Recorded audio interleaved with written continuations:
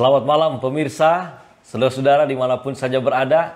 Senang sekali pada malam ini, pada hari Minggu, tanggal 9 Mei 2021, kita boleh berkumpul lagi bersama-sama dalam media online ini untuk mengikuti seminar kesehatan online. Dan pada malam ini kembali lagi saya bersama dengan narasumber kita, Dr. Evelyn Sutresman. Selamat malam, dokter. Malam. Senang bisa ketemu lagi pada malam ini. Ya, puji Tuhan. Ya, puji Tuhan. Sekalipun dalam masa pandemi, tetapi tidak menyurutkan semangat kita untuk melayani. Ya. Terlebih khusus dalam membagikan tips-tips dan juga informasi kesehatan yang berguna bagi kesehatan tubuh akan masyarakat dimanapun saja berada. Dan saudara-saudara, saya percaya saudara-saudara juga di rumah yang menyaksikan akan video ini, bahwa ini bukan sebuah kebetulan ya. Tetapi ada maksud yang baik yang sudah direncanakan oleh Tuhan Yang Maha Esa untuk kita dapat memperoleh informasi kesehatan agar kita memiliki tubuh yang sehat. Jadi mohon jangan di skip tayangan ini. Kalau perlu kita bagikan lagi kepada saudara-saudara dan juga kepada sahabat-sahabat keluarga kita agar lebih banyak yang mengetahui akan informasi kesehatan. Dokter, pada saat malam ini kita akan membahas satu judul kesehatan yang baru, yaitu otot jantung kedua. Ini menarik sekali. Tetapi sebelum kita masuk dalam pembahasan otot adalah jantung yang kedua, kita review sedikit seminar kesehatan pada 2 minggu yang lalu, dokter. Yang membahas tentang proses terjadinya kanker dan bagaimana cara pencegahannya ya. Jadi dalam seminar yang dipaparkan pada 2 minggu yang lalu ada pertanyaan, dokter, yang muncul sehubungan dengan ini. Oleh karena dalam seminar tersebut kita sudah belajar bahwa orang-orang yang mengkonsumsi daging atau protein hewani akan lebih besar resikonya terkena kanker daripada mereka yang vegetarian, yang pola makannya sayur-sayur dan buah-buah. Itu bagaimana prosesnya itu, dok? Sehingga mereka yang memiliki resiko lebih tinggi adalah mereka yang lebih banyak mengkonsumsi protein hewani. Ya, benar sekali. Saya jawab ya, Pak. Memang resiko terjadinya kanker lebih besar pada mereka yang mengkonsumsi protein hewani, apalagi kalau rutin setiap hari protein hewani itu cukup banyak, coto dan sebagainya. Dan protein-protein hewani ini memang membawa risiko. Kenapa? Oleh karena dia pertama, kalau kita menggunakan atau kita makan lebih banyak protein-protein hewani, maka kondisi keasaman darah kita itu rendah, artinya sangat asam. Dan keadaan yang sangat asam ini memungkinkan pertumbuhan daripada sel-sel kanker itu lebih besar kemungkinannya. Kenapa?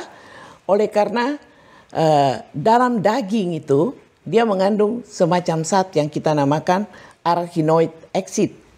Nah, arachidonic acid ini menyebabkan, sebenarnya dia itu merupakan prekursor yang baik untuk terjadinya omega 6. Namun kelebihan daripada arachidonic acid yang banyak itu, dia dapat merangsang terjadi proses inflamasi atau peradangan. Nah, proses peradangan yang lama ini juga disebabkan karena kita selalu konsumsi protein hewani, itu sebenarnya merupakan radikal bebas. Ya, radikal bebas artinya prekursor untuk terjadinya perkembangan sel kanker. Nah, keasaman dan zat arachidonic yang berasal dari daging-daging ini bisa menyebabkan suatu oksidasi di dalam sel. Dan proses oksidasi ini merusak DNA kita yang ada di inti sel itu.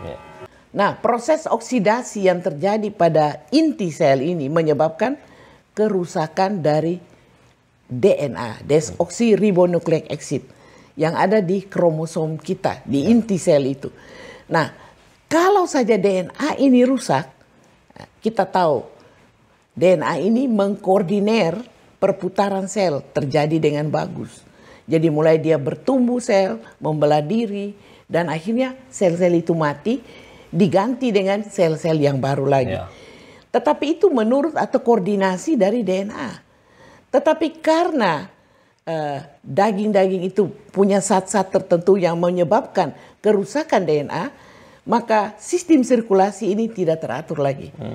Karena tidak teratur, ya seperti saya terangkan yang lalu, maka terjadilah pertumbuhan sel-sel itu menjadi satu massa tumor, menjalar ke pembuluh darah kita, ke pembuluh limfa, sehingga terjadilah metastase atau menjadi ganas yang kita namakan kanker. Ya, betul. Karena memang di setiap manusia itu, setiap manusia itu sudah memiliki sel kanker. Ya, memang dan, sudah ada. Betul. Mengkonsumsi lebih banyak protein hewani, seperti yang disampaikan tadi, prosesnya itu akan lebih memicu sel kanker itu menjadi ganas dalam tubuh kita. Saya tambahkan bahwa kita memang memiliki sel-sel kanker itu, tetapi dalam batas-batas yang bisa diatasi oleh natural killer sel kita. Jadi kalau sudah berlebihan, itu tidak mungkin lagi. Akhirnya terjadi perkembangan massa tumor yang kita namakan kanker. Karena dia masuk ke pembuluh darah, menjalar masuk ke pembuluh limfa. Nah, hal lain lagi yang saya mau tekankan, bahwa kalau sampai daging itu dibakar, ini lagi. Kita senang sekali makan protein-protein hewani yang dibakar, sapi, sate, misalnya sate sapi, sate domba, sate kambing. Dengan membakar ini berarti lemaknya itu juga ikut terbakar. Yang kita namakan jadi arang yang kita sebut benzopiren. Dan benzopiren ini adalah karsinogenik, merangsang pertumbuhan sel-sel berubah menjadi kanker. Jadi sebaiknya kita batasi, dan kalau perlu kita banyak menggunakan antioksidan, anti terjadinya sel-sel ini, anti kerusakan DNA, yaitu dengan banyak makan buah dan sayur.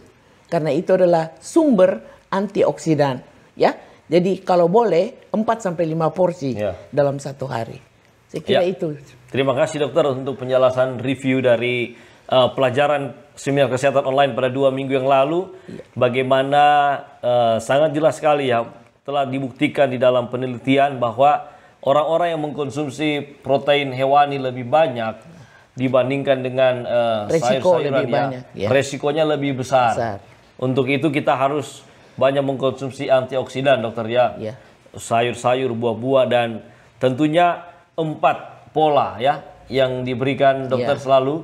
Pola makan, minum kita harus atur, pola istirahat kita, pola lingkungan pola lingkungan harus bersih, dan juga pola pikir kita jangan stres kita harus memanage pola pikir kita agar hindari stres dan sebagainya. Dan pada saat ini saudara-saudara, kita akan masuk dalam satu judul yang baru, yaitu otot jantung kedua. Waktu saya membaca judul ini dokter, saya juga bertanya-tanya bagaimana otot itu dikatakan sebagai jantung kedua. Dan apa hubungan kerjasamanya antara otot ini dan juga jantung ini, yang dimana jantung kita tahu bersama memompa darah ke seluruh bagian tubuh Bagaimana sampai dikatakan otot kita atau massa otot di dalam tubuh kita juga disebut jantung kedua. Saya percaya saudara-saudara juga penasaran. Untuk itu tidak lama-lama lagi kita akan langsung serahkan kepada Dr. Evelyn Sutresman untuk membagikan seminar kesehatan online dengan judul Otot Jantung Kedua. Selamat menyaksikan.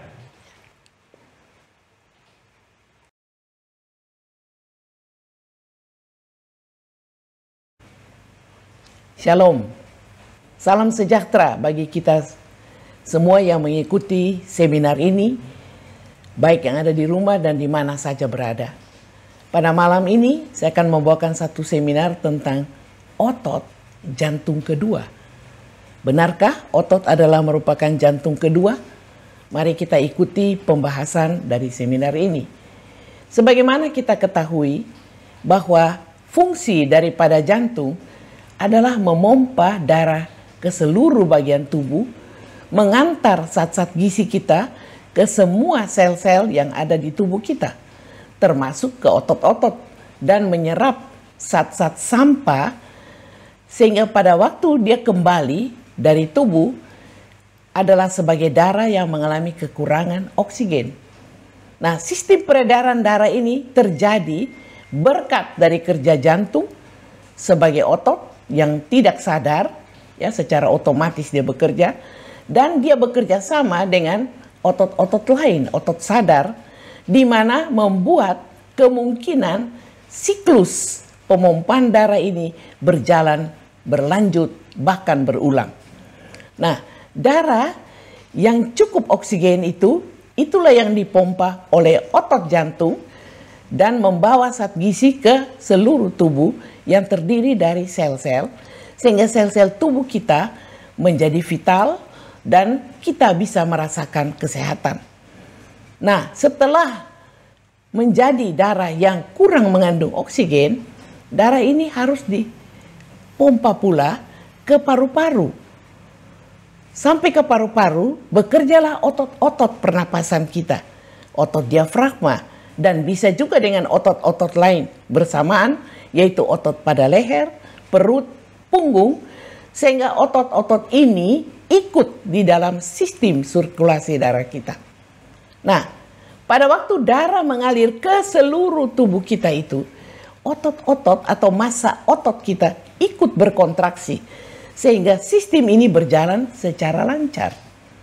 Dengan demikian, maka otot sebagai jantung kedua ini mempunyai pekerjaan yang bersamaan dengan otot-otot jantung kita. Sehingga terjadilah 3 sistem sirkulasi darah.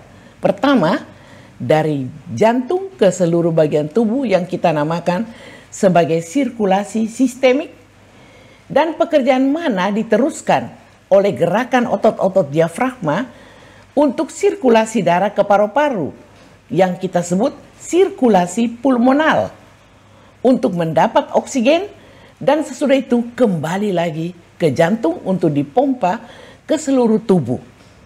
Tetapi kita harus ingat bahwa otot-otot yang ada pada jantung juga perlu mendapat suplai darah. Dan dia mendapat darah dari pembuluh darah, yaitu pembuluh darah koroner, yang ada di sebelah kiri dan kanan jantung. Yang kita namakan pembuluh darah koroner ini membuat satu sistem bagi kepentingan otot jantung yang kita namakan sistem koroner. Jadi ada 3. Sistem sirkulasi sistemik, sirkulasi pulmonale, dan sirkulasi koroner. Nah, otot diafragma yang mengendalikan sistem pernafasan dibantu juga oleh otot-otot lain. Seperti otot saya katakan tadi, otot leher, otot perut, bahkan otot punggung. Apalagi waktu kita mengadakan kegiatan yang berat. Ya, supaya pernafasan kita berjalan dengan baik. Nah, saya katakan bahwa otot-otot seluruh tubuh juga ikut di dalam sistem sirkulasi ini. Kita tahu bahwa otot yang ada di tubuh kita, ya, membentuk atau melengket pada tulang kita dan tendon, sehingga dengan demikian menjadi satu massa otot yang ikut pula menentukan sirkulasi darah yang ada. Nah, massa otot ini adalah sangat penting. Ya, kita melihat tadi saya katakan sirkulasi koroner. Jantung sendiri memiliki otot yang tidak sadar, artinya dia bergerak tanpa perintah dari atau kemauan kita.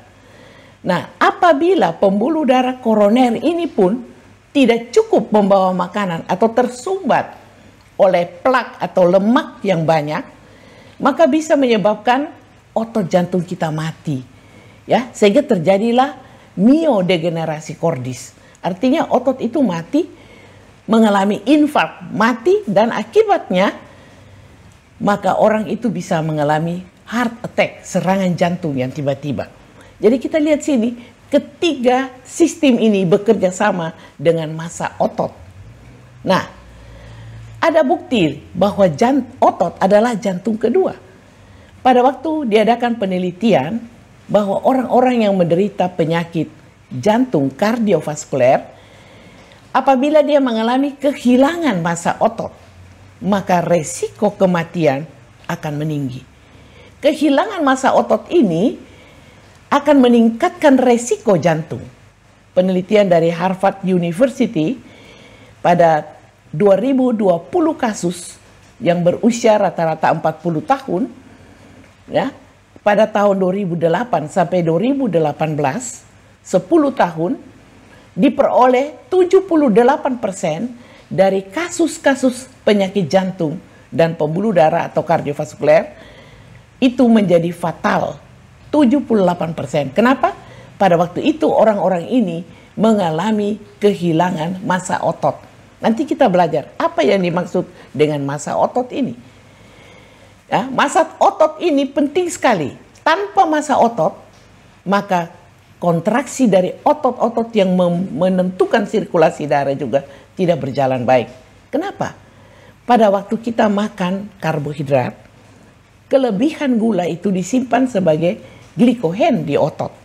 Dan dengan adanya glikogen di otot, ya, pada waktu kontraksi otot ini, dia menggunakan glikogen yang ada di sana, cadangan glikogen itu, dan cadangan ini memungkinkan adanya inersi yang menyebabkan otot berkontraksi, dan dengan adanya kontraksi otot ini karena ada tenaga di sana, maka semua racun-racun dari tubuh kita, termasuk protein-protein amiloid yang menyebabkan orang bisa mengalami demensia, dikeluarkan dari tubuh melalui tinja, melalui urine, dan melalui juga keringat.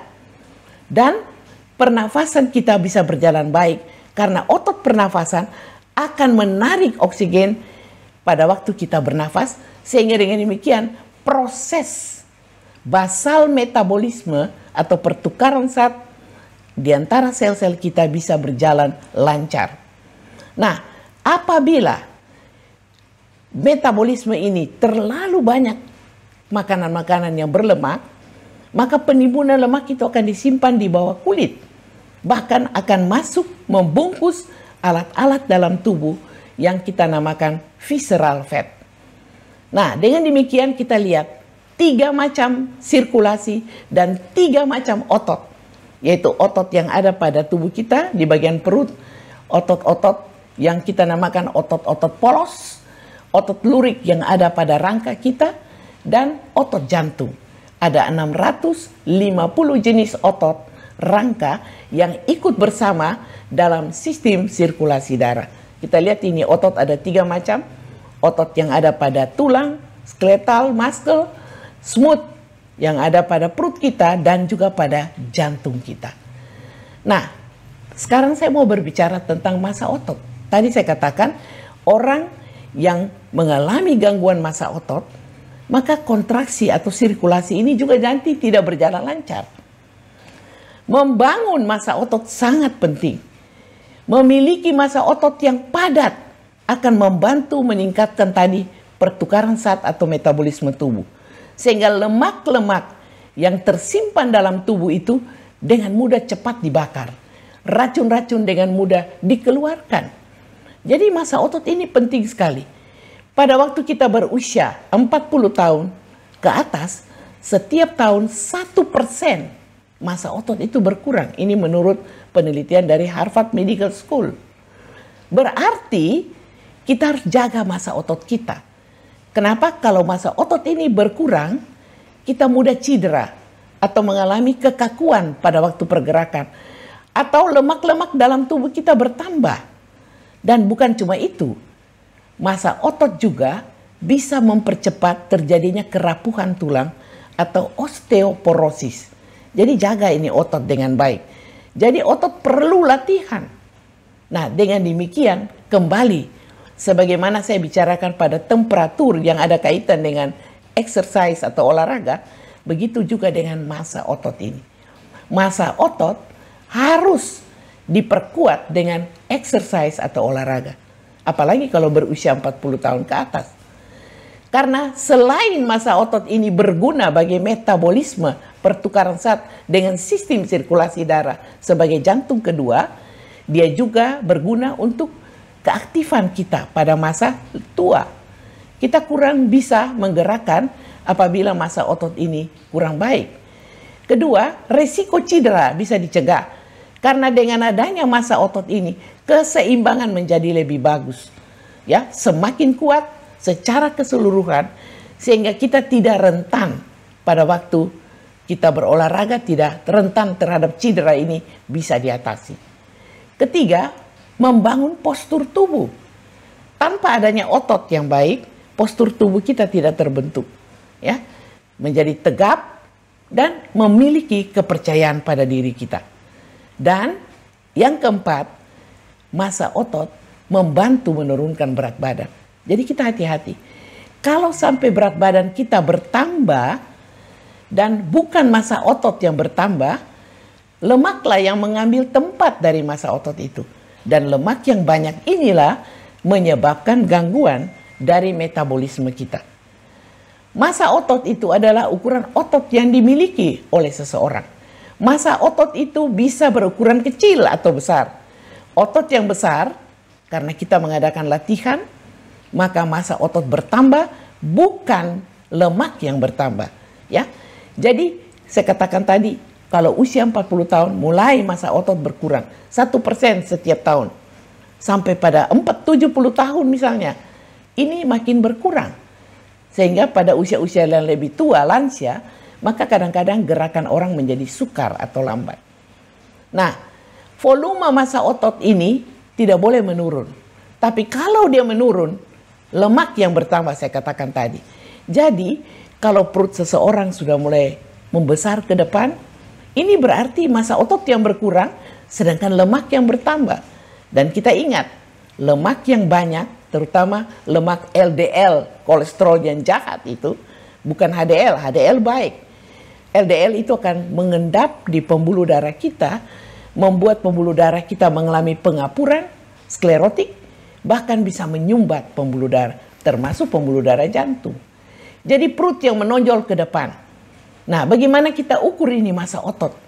Kita menggunakan IMT, indeks massa otot. Nah, indeks massa otot, dia punya cara perhitungan adalah berat badan dalam kilogram dibagi dengan tinggi badan. Jadi misalnya berat badan kita adalah 75 kilogram. Dibagi dengan tinggi badan di dalam meter. Misalnya tinggi 175 cm, kita menjadi bagi dengan 1,75. Nah, kalau misalnya terjadi hasilnya 18,5 sampai 25, itu berada dalam range normal.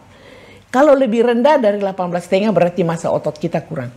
Lebih dari 27, misalnya 25 ke atas, berarti kita mengalami obesitas.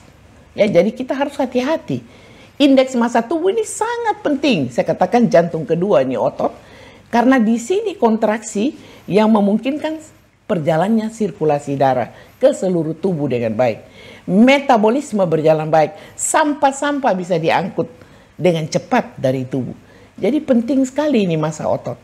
Dan jangan lupa untuk memperkuat massa otot ini kita menggunakan exercise. Nah, sebentar saya akan singgung kembali. Dan saya kembali dengan indeks massa tubuh tadi. Kalau kita terlalu sukar untuk menghitung, kita cukup melihat lingkaran perut. Kalau laki-laki lebih dari 90 atau wanita lebih dari 80, ini berarti massa otot sudah tidak bagus. Lemak sudah ambil alih ini.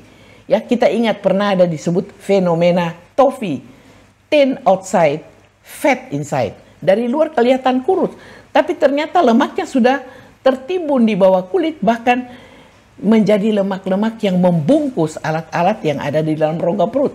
Kita namakan lemak visceral. Jadi hati-hati dalam diet kita, apalagi kalau kita kurang exercise, maka lemak-lemak ini akan menimbun menggantikan fungsi dari otot yang sangat penting. Jadi perut yang membuncit berarti ada penimbunan lemak di perut. Berkurang massa otot. Peredaran darah memburuk karena tertimbun juga di dalam pembuluh darah. Proses penuaan kita akan berjalan lebih cepat daripada normal. Dan ada penyakit-penyakit kronis yang bisa timbul, yang kita namakan sindroma metabolik. Yaitu penyakit stroke bisa terjadi, tekanan darah tinggi, diabetes, ya, penyakit jantung koroner. Penyakit-penyakit ini adalah penyakit-penyakit degeneratif. Malah lemak yang banyak ini merupakan radikal bebas, yang tadi kita singgung, yang merupakan karsinogenik. pembentukan massa otot sekali lagi perlu energi dan aktivitas olahraga yang akan membentuk, ya, akan membantu proses massa otot ini. Paling baik kita membangun sebenarnya otot ini dari usia 25. Kenapa? Karena pada usia 25 tahun ini kita mempunyai antioksidan yang bagus dalam tubuh kita. Ada antioksidan internal yang kita namakan SOD, serum oksid dismutase. Dan ini berguna sekali untuk mengantisipasi radikal-radikal bebas yang masuk ke dalam tubuh kita sehingga tidak merusak DNA sampai timbul penyakit-penyakit degeneratif, kanker dan sebagainya. Setelah 25 tahun, olahraga membentuk massa otot ini adalah lebih kurang, ya, karena antioksidan sudah kurang, ya. Tetapi pada waktu kita mengadakan olahraga, berarti kita akan menghasilkan hormon endorfin yang bagus. Jadi bagus sekali, saudara. Ya, nah ingat baik-baik, radikal bebas itu terjadi bisa secara internal, ya, bisa juga secara eksternal. Ya, pada waktu kita bernapas, pada waktu kita olahraga, itu proses radikal itu ada, ya. Dari luar juga bisa, dari zat kimia, dari pola makan, kebiasaan jelek, merokok dan lain-lain. Nah, ini yang merusak DNA, ya. Itu sebabnya diantisipasi oleh antioksidan, antioksidasi dalam sel. Yang secara internal itu yang saya sebut tadi SOD, katalase, glutathione, ya. Sedangkan secara eksternal kita ingat saja vitamin A, C, E, ya. ACE ini ada beta karoten, polifenol, flavonoid, ini semua sumbernya dari mana? Buah-buah dan sayur-sayuran. Jadi kalau kita banyak konsumsi buah dan sayur, proses antioksidan kita bagus, menolong massa otot terbentuk, menolong lemak-lemak yang jangan sampai masuk ke dalam pembuluh darah dan menyumbat pembuluh darah kita.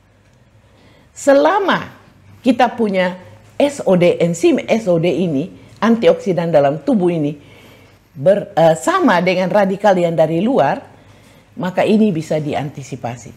Tapi kalau sudah tidak seimbang, nah ini berbahaya. Ya, timbullah penyakit degeneratif. Semakin tua, semakin turun SOD kita. Nah, sekarang membentuk otot dan membakar lemak. Pada waktu kita berpikir dengan olahraga, melatih fisik keras, maka perut kita bisa menjadi ramping kembali. Ya, nah berarti apa yang terjadi? Dengan pelatihan ini ada dapat kedua kemungkinan. Kita membangun massa otot dan yang kedua kita membakar lemak. Jadi olahraga yang kita buat, terutama yang sudah 40 tahun ke atas, olahraga berjalan kaki itu sudah cukup dalam waktu 30 sampai 40 menit. Tapi apa kita masih lebih muda, bisalah dengan mengangkat beban-beban barbel dan sebagainya, ya. Itu kalau kurang 30 tahun. Tapi kalau sudah usia lebih lanjut, ya ini bisa karena massa otot dengan beban-beban berat seperti gambar ini. Tetapi massa otot untuk usia lebih 40 tahun itu saya katakan lebih bagus dengan berjalan kaki. Nah, pada waktu itu terjadi pembakaran kalori dan lemak. Kita memperbaiki suasana hati pada waktu kita berjalan. Kenapa? Pada waktu olahraga jalan, hormon endorfin juga memperbaiki perasaan hati kita, menyenangkan suasana hati, menjaga kesehatan jantung karena massa otot yang berkontraksi, meningkatkan kekebalan tubuh, ya, fungsi sel darah putih bertambah, mengurangi resiko terjadinya diabetes dan tulang kita juga menjadi sehat, mencegah osteoporosis pada waktu kita mengadakan olahraga, menguatkan tulang kita, ya, mencegah pikun, kreativitas meningkat, aliran darah menjadi lancar. Nah, pertanyaan berapa lama? Itu yang saya katakan 30 menit cukup, 4-5 kali di dalam seminggu kita olahraga.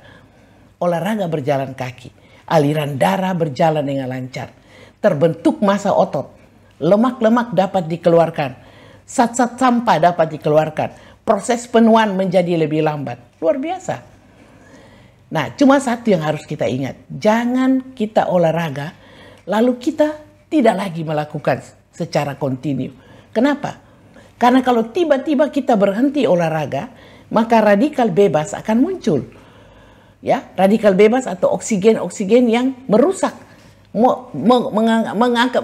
menyebabkan terjadinya kerusakan dari DNA kita. Olahraga tidak boleh kita terlalu sampai lelah sekali, karena terbentuklah asam-asam laktat. Ya, jadi perlu waktu kerenggangan. Ya, perlu waktu yang tertentu, tidak perlu sampai lelah sekali. Ya, dan dalam waktu 30-40 menit ini sudah cukup, dan tulang-tulang kita selain massa otot terbentuk, tulang-tulang kita juga menjadi efektif. Nah, kalau berat badan kita bertambah, kita harus berpikir dua, apakah massa otot bertambah atau lemak yang bertambah. Jadi saya katakan tadi, ditandai dengan perut yang membuncit ke depan. Ini kemungkinan visceral fat, organ-organ perut yang ada dalam perut sudah dibungkus lemak, seperti fatty liver. Ya, jadi kita harus melihat apakah pola makan kita sudah cocok sehingga tidak menyebabkan lemak-lemak ini membungkus liver kita. Ya, ini bahaya. Kemudian hari bisa jadi kanker pada liver. Lemak juga bisa ke otak, plak-plak amiloid yang menyebabkan saya katakan tadi demensia. Ya, otak membutuhkan oksigen paling kurang 20%. Dan ini harus terpenuhi. Kalau tidak, jaringan otak kita akan mati dalam waktu 3 menit. Waktu olahraga adalah pemenuhan di mana kebutuhan O2 otak ini terjadi. Jadi luar biasa sekali olahraga ini. Nah, massa otot kita tingkatkan dengan olahraga yang saya katakan tadi, terutama dengan berjalan kaki bagi mereka di atas 40 tahun.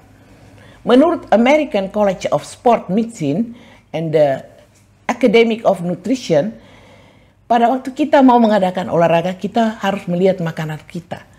Ya, apakah cukup mengandung protein? Kita butuh 0,8 gram protein per kilogram berat badan dalam 1 hari. Kalau rutin kita berolahraga, paling 1,1 sampai 1,4 gram protein per kilogram berat badan sehari. Kalau atlet biasa 1,5 sampai 2 gram per berat badan dalam sehari. Nah, saya ada memberikan satu daftar bagaimana makanan-makanan yang bisa membangun otot kita, massa otot kita. Ya, saya katakan tadi massa otot penting, ikut berkontraksi juga untuk sirkulasi darah. Jambu biji kita bisa makan itu 4,2 gram protein per cangkir. Ya, per sajian. Juga mempunyai vitamin C yang ada di sana. Mempunyai juga efek meningkatkan kolagen. Ya, kolagen itu memperhalus atau membuat kulit kita menjadi lebih bagus dan memperlancar sirkulasi. Sayur seperti brokoli, caisim, ini mengandung kalsium untuk tulang. Kacang kedelai, 1 cangkir mengandung 37 gram protein. Dalam bentuk tempe atau tahu atau kacang-kacangan lain. Telur, terutama putih ya, kalau merah, telur kuning itu ada mengandung kolesterol. Yang putih ini mengandung protein sekitar 5-7 gram. Salmon juga mempunyai protein yang tinggi dan ini berguna untuk omega 3 bagi kesehatan jantung dan kecerdasan. Ya. Dan buah pisang ya, mengandung apa? Bromelain, juga dari nanas. Ini semua ada kaitan dengan pembentukan hormon, ya, hormon testosteron yang ada kaitan juga dengan adanya pembangunan massa otot kita. Nah, kita perlu telusuri apabila berat badan kita naik. Sekali lagi, apakah massa otot atau lemak? Kalau massa otot, ya, semakin padat, indeks massa tubuh kita semakin baik, maka lemak-lemak yang ada di rongga perut atau lemak visceral dibakar oleh proses metabolisme yang meningkat. Jadi perimbangan antara antioksidan ada terjadi dengan radikal bebas. Sehingga kita punya massa otot bagus maupun berat badan kita tidak meningkat. Ya. Nah, kalau kita mau mengadakan olahraga banyak cara. Ya, apalagi yang di bawah 30 bisa dengan squat, bisa dengan push up, ya, bisa dengan pull up, bisa dengan bench press, ya.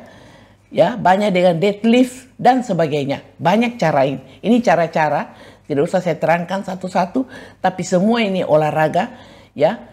Tapi yang paling bagus, kalau kita tidak bisa berbuat apa-apa, kita berjalan kaki. Apalagi sudah lebih dari 40-50 tahun. Nah, kalau kita lihat tubuh manusia ini terdiri dari begitu banyak sel. 60 sampai 100 triliun sel. Dan tiap-tiap sel ini bertumbuh, membelah diri, ya, akhirnya mati, apoptosis. Semua ini diatur oleh DNA. Saya kembali lagi kepada teori yang lalu. Dan DNA kita itu ada di inti sel, pada kromosom. DNA ini mengkoordinir, ya, di inti sel ini mengkoordinir dan menghasilkan enzim-enzim yang berguna. Jadi kita lihat bagaimana otot di satu pihak, bagaimana sel-sel tubuh yang mengandung enzim-enzim, hormon-hormon yang bisa bekerja untuk proses, ya, untuk proses metabolisme yang kita namakan basal metabolisme, ya. Jadi kita harus hati-hati karena DNA ini mengatur siklus sel kita. Dia mengkoordinir, saya katakan. Dan kalau koordinasi ini gagal, maka terjadi massa tumor yang saya katakan bisa menyebabkan kanker atau penyakit degenerasi yang lain seperti jantung koroner dan lain-lain. Nah, sekali lagi saya katakan antioksidan yang kita makan dari luar ini penting, apalagi kalau sudah usia-usia yang tua lanjut. Kenapa? Sekali lagi karena radikal bebas itu yang masuk baik dalam bentuk makanan maupun dari zat-zat kimia yang kita makan, dia mengandung elektron, tidak mengandung satu elektron. Dan elektron itu dia menarik, untuk menutupinya dia tarik dari sel, dari inti sel, sehingga DNA kita akan menjadi rusak. Dan koordinasi akan gagal, tumor-tumor atau penyakit degenerasi akan terjadi. Jadi dengan demikian, massa otot sebagai jantung kedua menggerak menjadi pusat penggerakan yang penting, pusat mengatur sirkulasi, menunjang kehidupan kita. Jadi untuk itu kita perlu memperhatikan. Tadi telah dikatakan bahwa ada 4 faktor. Faktor makan, faktor istirahat, stres, lingkungan. Dan jangan lupa faktor exercise yang utama. Tapi tidak melupakan keempat faktor yang lain. Agar kita punya tubuh tetap sehat, proses pembentukan radikal bebas yang merusak gen atau DNA kita tidak terjadi. Dan penggerakan tulang rangka kita sebagai jantung kedua bisa berjalan dengan baik. Sekali lagi, olahraga ini sangat mempengaruhi massa otot. Dan massa otot sangat mempengaruhi pekerjaan dari jantung. Sehingga proses metabolisme berjalan baik. Dan apa terjadi? Denyut jantung juga akan meningkat dengan olahraga. Denyut jantung akan meningkat sebanyak 40-85%. Kenapa? Karena dengan adanya olahraga ini, maka otot-otot menjadi besar. Otot-otot mempunyai ruang lebih besar, massa otot lebih besar, sehingga akibatnya aliran darah lebih banyak masuk ke sana. Jadi jantung mempunyai cadangan, ya, cadangan yang bagus sekali. Dengan olahraga, aliran darah juga bisa meningkat dengan baik. Sistem mental kita lebih baik. Dan dengan demikian, maka tenaga cadangan jantung dari otot ini akan semakin menguntungkan kita. Keuntungan lain dari olahraga ialah terjadi transisi. Apa di sini transisi? Olahraga membuat otot bisa menggunakan atau mengkonsumsi glikogen lebih banyak sehingga membentuk energi bagi tubuh lebih banyak. Tubuh memerlukan O2 tambahan yang dipompa daripada jantung. Dan jumlah O2 ini disediakan secara ketat, dikontrol oleh otak kita. Dan semakin banyak limbah yang terjadi, otak memerintahkan bekerja lebih banyak jantung. Kontraksi lebih banyak dari otot-otot. Dan semua ini akan dikeluarkan sebagai sampah-sampah yang tidak berguna dari tubuh. Yang kedua, kestabilan sirkulasi darah akan terjadi dengan baik pada waktu olahraga terjadi. Berarti sirkulasi sistemik kembali lagi dari jantung ke seluruh tubuh, sirkulasi pulmonal dari jantung ke paru-paru, dan sistem koronaria, sirkulasi koronaria di mana otot jantung disuplai dengan darah yang cukup. Ini sangat penting ketiganya berjalan dengan baik. Bagaimana dengan pola makan? Nah, tadi dikatakan makanan-makanan perlu menunjang massa otot. Terutama makanan buah, sayur, dan kacang-kacangan yang mengandung cukup protein sehingga massa otot bisa bekerja dengan baik untuk pertukaran zat atau basal metabolisme. Ya, makronutrien adalah kebutuhan karbohidrat, protein, dan lemak. Kita jaga supaya sesuai dengan kebutuhan kita. Dan yang kedua, tanpa olahraga ini bisa tertimbun sebagai lemak-lemak pada bawah kulit maupun secara visceral dalam rongga perut. Tadi saya katakan makanan pembangun otot kembali adalah sayur-sayuran, buah-buahan, dan jangan lupa kacang-kacangan seperti kacang kedelai ini sangat penting. Pola istirahat, ya, bagaimana kita mengadakan istirahat yang cukup, tidur yang cukup. Pada waktu kita tidur, proses detox terjadi, lemak dihancurkan, ya, radikal bebas dikeluarkan, zat-zat amiloid, protein tidak naik ke otak, dan kita terjadi pencegahan demensia, ya, tidak cepat pikun. Dengan istirahat berupa tidur secara kualitas, ya, dan juga secara kuantitas cukup, maka sistem pertahanan atau imunitas kita bisa ditingkatkan. Istirahat antara jam makan juga jangan kita lupa.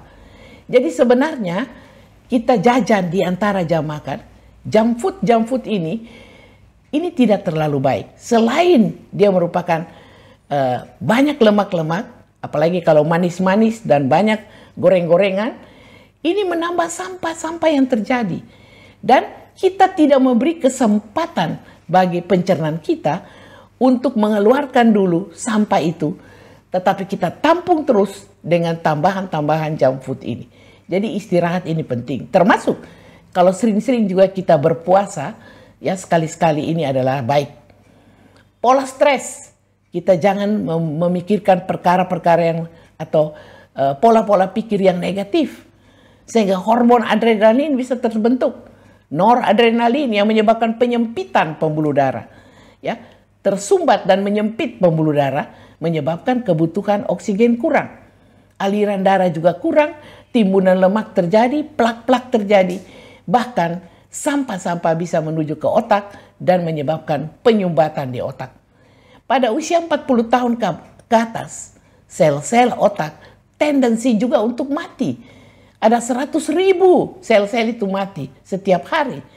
Dan untuk mencegah proses ini tidak terlalu cepat terjadi, kita perlu mengadakan olahraga yang baik. Ya, supaya sistem sirkulasi ini berjalan lebih lancar. Sampah itu cepat dikeluarkan. Endorfin dapat dihasilkan. Sehingga suasana hati kita bisa lebih baik. Bahkan massa otot dengan olahraga ini yang terbentuk membantu pekerjaan jantung. Sehingga dengan demikian proses sirkulasi darah kita berjalan lancar. Yang berikut, pola lingkungan. Udara yang non-polutan, banyak oksigen adalah proses membantu metabolisme di sel-sel tubuh kita. Sistem sirkulasi menjadi lebih lancar. Pembentukan massa otot yang penting karena menggunakan energi dari glikogen yang ada di otot.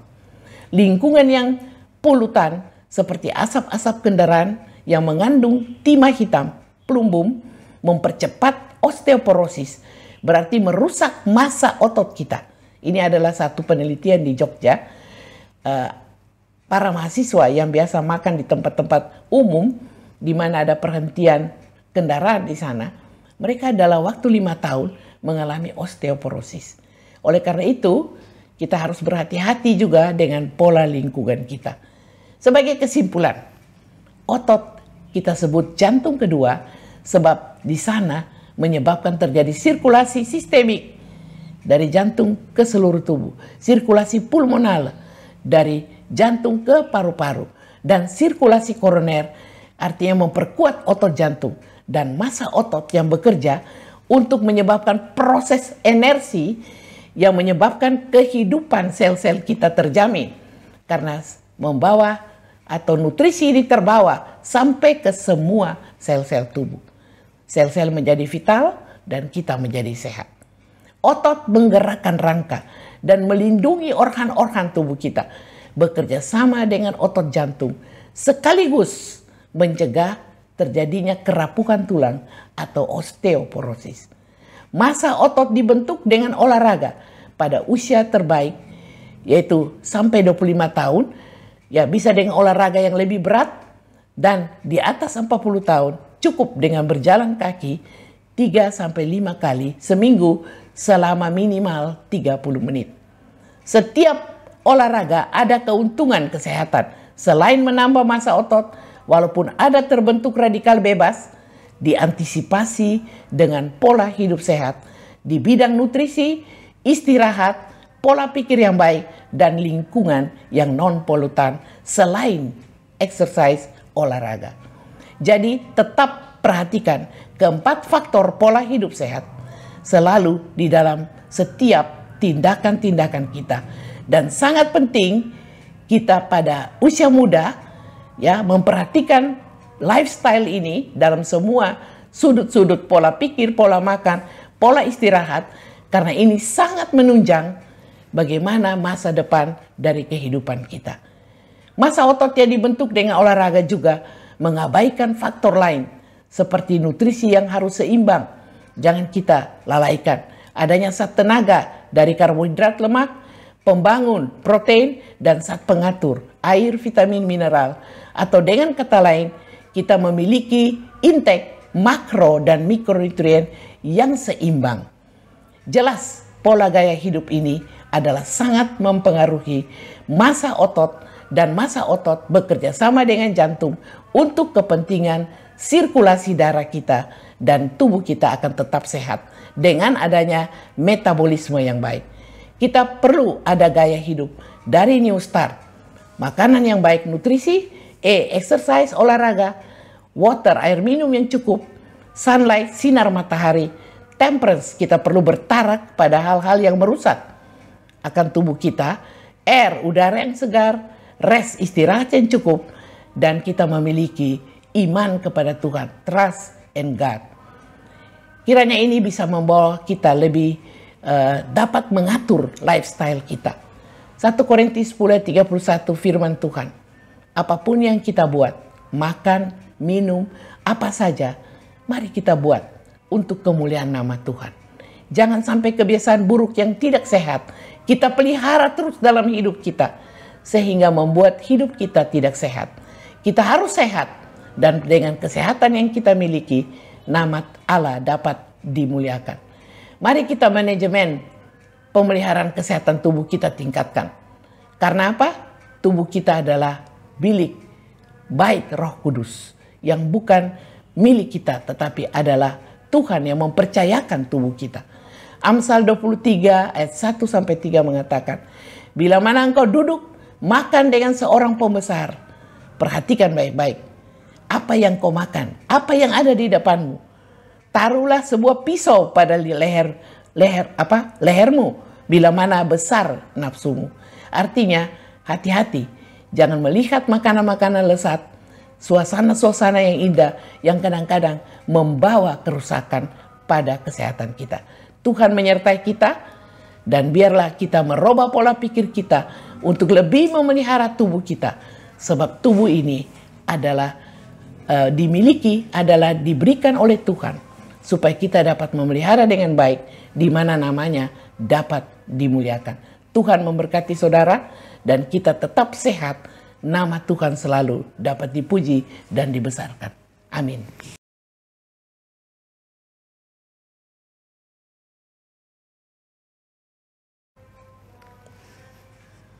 Puji Tuhan, saudara-saudara, kita telah mendengarkan seminar kesehatan online yang berjudul Otot adalah Jantung Kedua. Terima kasih dokter untuk informasi yang sangat penting, yang sangat berharga, yang kita dapatkan pada seminar kesehatan online pada saat ini. Bahwa kita juga memang harus mengenal sistem kerja tubuh kita, dokter Jadi kalau kita bisa mengenal sistem kerja organ tubuh kita, kita tahu fungsi jantung itu dengan baik, maka dari itu semua kita tahu bagaimana menjaga.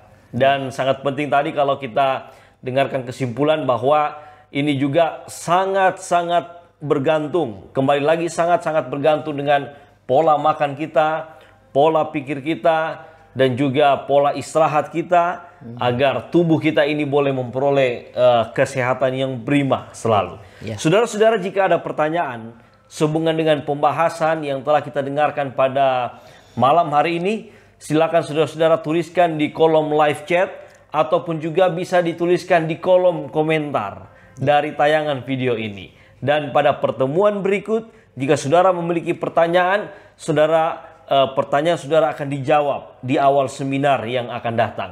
Dan juga jika saudara-saudara ingin bertanya secara pribadi, ya boleh juga menghubungi kami secara pribadi. Kalau bisa menghubungi dokter ataupun saya sendiri lewat kontak nomor dari masing-masing kami. Saya percaya saudara-saudara, informasi kesehatan ini akan membuat kita memiliki tubuh yang sehat, kita memiliki tubuh yang kuat, kita bisa mendapatkan umur panjang, dan kita bisa melakukan segala aktivitas kita dengan baik. Sekali lagi terima kasih dokter untuk kesempatannya pada hari ini yang telah diberikan untuk membagikan tips dan seminar kesehatan. Dan kiranya juga Tuhan selalu memberkati dokter dalam tubuh yang sehat untuk selalu memberikan berkat-berkat tips kesehatan bagi kita semua. Kita akan tutup pertemuan kita pada malam ini, saudara-saudara. Mari kita berdoa, dan saya akan pimpin dalam doa Nasrani, dan mari kita berdoa dalam sesuai kepercayaan kita masing-masing. Mari kita tunduk kepala, kita berdoa. Terima kasih banyak ya Tuhan, oleh karena seminar pada malam ini boleh berjalan dengan baik. Terima kasih untuk informasi kesehatan yang bisa kami dapatkan. Dan yang terlebih penting Tuhan, kiranya dari semuanya itu kami dapat mempraktekkan dan melakukan hal-hal apa saja yang telah disampaikan dalam seminar kesehatan untuk menjaga tubuh kami ini dengan baik. Kami rindu Tuhan, kami memperoleh kesehatan, kami memperoleh umur panjang, dan kami memperoleh tubuh yang prima untuk menjalankan semua aktivitas dan tanggung jawab kami. Untuk itu diberkatilah semua pemirsa yang menyaksikan akan seminar ini, agar kiranya Engkau akan selalu memberkati dengan memberikan kesehatan yang baik. Engkau jauhkan dari segala sakit penyakit. Bahkan jika ada yang sakit, kiranya Tuhan akan menyembuhkan mereka. Dan kami semua boleh diberikan hikmat untuk menghidupkan kehidupan yang sehat, agar kami memperoleh tubuh yang sehat. Diberkatilah semua pemirsa dan juga dokter yang telah memberikan seminar kesehatan online pada malam ini. Dan kiranya Tuhan akan mempertemukan kami pada seminar online, kesehatan online yang akan datang, dengan tubuh yang sehat dan keadaan yang selalu berbahagia. Terima kasih banyak Tuhan, terima kasih. Kami serahkan hidup kami ke dalam tangan-Mu. Ampuni kesalahan dan dosa kami. Di dalam nama Tuhan Yesus kami berdoa. Amin. Amin. Dari layar kaca ini kami mengucapkan salam sehat dan Tuhan memberkati.